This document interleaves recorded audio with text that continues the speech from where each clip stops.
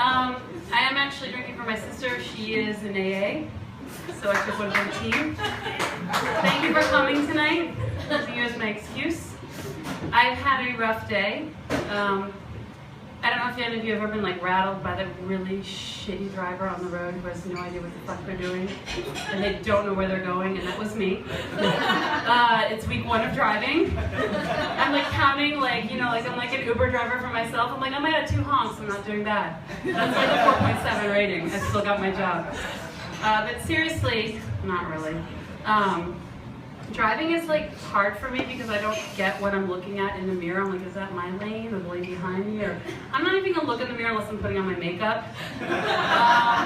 65, that's like, you know, within the range of not getting a ticket yet. But I'm worried about like accidents, not because I'm gonna hurt myself, but because I'll kill the family in front of me who's trying to go on vacation. At least it will be cheaper. They'll get some kickback.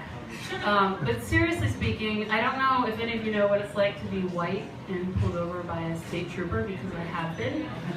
It's rare. It means you're a shitty driver. I still have my license because I had good points. Who knew those existed? And I used them. But seriously, accidents, like I'm kind of prone to them. A few weeks ago, I somehow became 75 overnight and fell on my tailbone in my bathroom. And I'm like, where's my alert caller that I never purchased because I'm not yet 75? And I'm sitting there and I'm like, oh my god, I'm gonna miss my yoga. And these are like totally half-world problems. And I'm like, okay, I gotta cancel that. Oh, by the way, if you can't hear me, my sister told me to deep throat the mic, so is this better? I've never deep throated ever. Sorry, honey. Anyway, so there we are on the bathroom floor, and I'm looking up and I'm like, oh my god, I have to cancel yoga. It's $10. I don't have that. So I get on my bicycle, and then I'm like, I can't make it. Oh, so make it, and I cancel that shit, right? And then all of a sudden, I'm next to like one of the top 10 DC restaurants. I'm like, I can't make it home.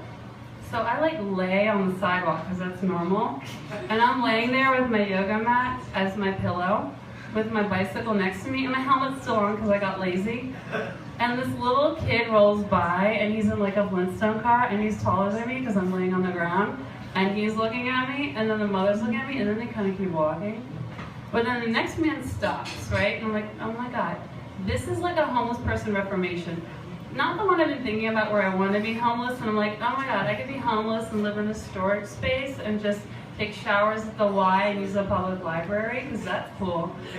No, this is like one of those things where if every homeless person wore yoga pants, we'd actually care about them, because then they don't belong in the street. And like they just need to have Lululemon, or however the fuck you say it. I don't know, I can't afford that. So there I'm laying on the street. But like I managed to get up, but like accidents happen. And then I was thinking, oh, you know what, poor Bill Cosby, right? We really care about him, right? We do, we have sympathy. You know why I started to have sympathy? Because I came up for some PR for him. I was like, you know what? He should take a page from Gwyneth Paltrow and Chris Martin's book. They decided to soften the blow for their 2 fans in the world. And when they got divorced, they're like, we're not going to call it that. We're going to call it conscious uncoupling. Bill Cosby can call his problem unconscious coupling, and we'll all understand the situation. Like, you just need to listen to them, and then maybe go like, you know, write a cookbook. But my other issues with accidents is like, I forget to like renew my membership to birth control, and Lord knows, for the DMV area, we don't want another one. And I'm also someone who like, I don't know if you've ever seen that show, I Didn't Know I Was Pregnant, where they gained 40 pounds their freshman year in college, and I think it's because they've been eating pizza, but they haven't gotten their period for like 8 months. And then they get birthed in the toilet, you know, and they're like, you know, 3 people sharing like a dorm room, and you're like, gross, right? Gross. So anyhow, there I am thinking I'm 11 months pregnant because I'm totally paranoid, and like I didn't know I wasn't pregnant, because I take like birth control tests like every other day, and I'm on birth control because I'm like, we don't want this. And so I am like, I forgot to have my birth control renewed, and then I go to Rite Aid, and they're like, oh, you can talk to your doctor. I'm like, okay, well, they're closed, so we need to deal with this, right? So there I am, and the man, and I'm irate, because it's Saturday, tomorrow's Sunday, and I need to go to church. Anyhow, there I am, and I'm like, listen, can you just like do something for me here? Like, we don't want another. And he's like, no, I can't.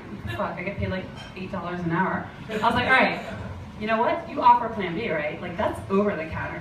He's like, yeah. I'm like, this is interesting because that's like 20 times the amount of birth control. That's Plan B. Is Plan C a fucking hanger? Seriously. Okay, so what I'm gonna do is I'm just gonna buy the Plan B, and I'm gonna get a fucking big razor and chop that shit up into 20 pieces, and I'm just gonna have one a day. But if that happens, when I go to give the bum my 37 cents and change, I'm gonna give him like 3 portions of birth control, and we're all gonna be really screwed. Just saying. Anyway, I think that's my set, because if we finish early, I think we're all happy about that. Thank you.